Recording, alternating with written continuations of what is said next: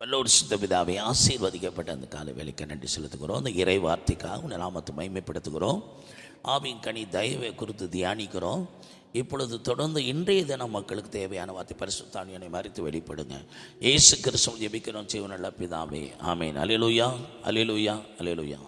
கலாத்தியர் 5:22 வாசிக்கலாம். ஆவியின் கனியோ அன்பு, சந்தோஷம், சமாதானம், நீடிய பொறுமை, தயவு.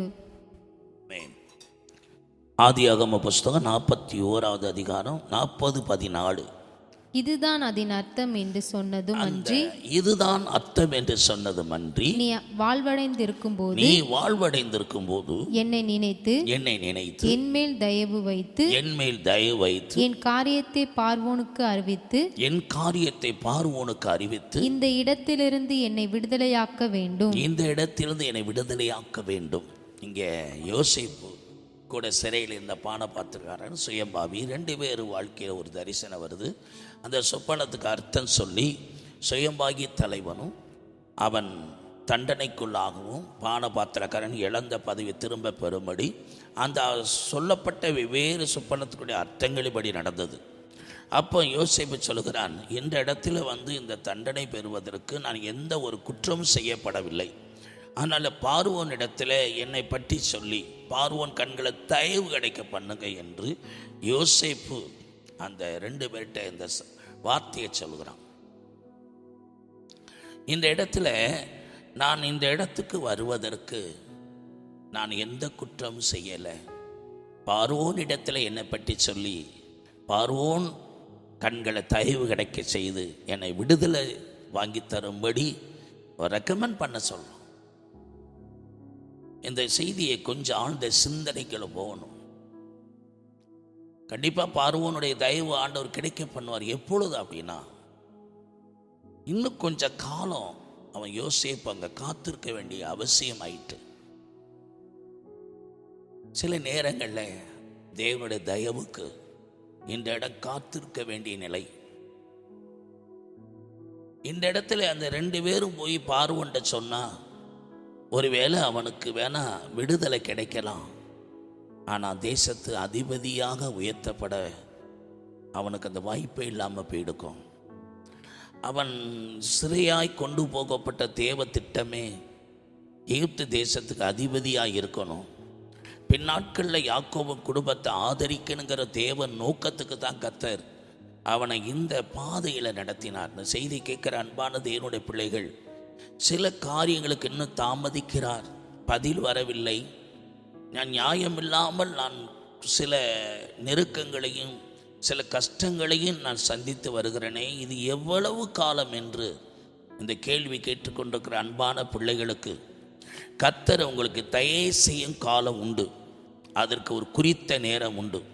சீயோனுக்கு தயை செய்யும் காலமும் அது குறித்த நேரம் வந்து விட்டது என்று சொல்லும் வரைக்கும் யோசேப்பு காத்திருக்க வேண்டியதாக இருந்தது. அந்த வசனம் அவனை புடமிட்டது, விளங்கிடப்பட்டது.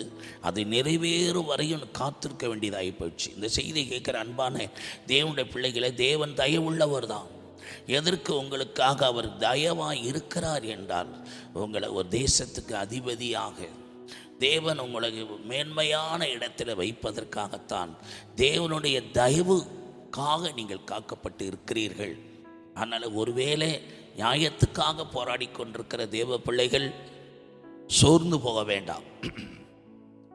இன்னும் எவ்வளவு காலம் என்று நீங்கள் கலக்கம் அடைய வேண்டாம். சீக்கிரத்தில் நியாயம் கிடைக்க பண்ணுவார்.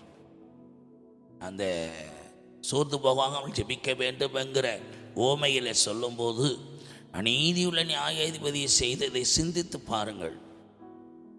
ஒரு அநீதியுள்ள நியாயாதிபதிக்கு நியாயம் செய்யுங்கிற எண்ணம் வந்துருச்சே. தம்மால் தெரிந்து கொள்ளப்பட்ட இரவும் பகலும் தம்மை நோக்கி கூப்பிடுகிற பிள்ளைகள் விஷயத்தில் நீடிய பொறுமையாக அந்த நியாயம் செய்யாமல் இருப்பாரோ, தயவு செய்யாமல் இருப்பாரோ, கட்டாயம் உங்களுக்கு தயவு செய்வார். அந்த தயவு எப்படிப்பட்டதாக இருக்கும்? ஒரு தேசத்து தலைவனாக உயர்த்தப்படுவீர்கள். ஜெபிக்கலாம். நல்ல பிதாவே, யோசேப்பு வாழ்க்கையில் தேவ தயவுக்காக, ஒரு மனுஷ தயவுக்காக சிறையில் போகும்போது இவன் சிறைச்சாலை தயவு கேட்காமல் கர்த்தர் தயவு காண்பித்தார். அந்த இடத்துல 2 பேருக்கு அவங்களுடைய சொப்பனங்களுக்கு அர்த்தம் சொல்ல வைத்து அவங்களுக்கு விடுதலை வாங்கி கொடுத்தார். அதிலிருந்து அந்த மனிதர்கள் மூலமாக ஒரு தயவு கிடைக்கும் என்று எதிர்பார்த்து கொண்டிருந்தான். கர்த்தர் தயவு காண்பிக்கிற வேற வரும்போது பார்வோனுக்கே சொப்பனத்தை அனுமதித்தார். சொப்பனத்துக்கு அர்த்தம் சொல்லக்கூடிய கிருபை இவனுக்கு வந்தது. அப்பொழுதுதான் இவன் செய்த மறந்த அந்த நண்பர்கள் நினைவு கூர்ந்து இவனை அரண்மனை கூட்டிட்டு போய் அந்த ராஜா கண்ட சொப்பனத்தினுடைய அர்த்தம்தான் அவனுக்கு ராஜ பதவியை கொடுத்தது. இந்த தயவுக்காக காத்திருக்கிற பிள்ளைகளே, உங்களுடைய ராஜரீக அபிஷேகம் உங்கள் தலைமையில் இருக்கிறதுனால உங்களுக்காக கிருபையின் சிங்காசனத்தை வைத்திருக்கிறார்.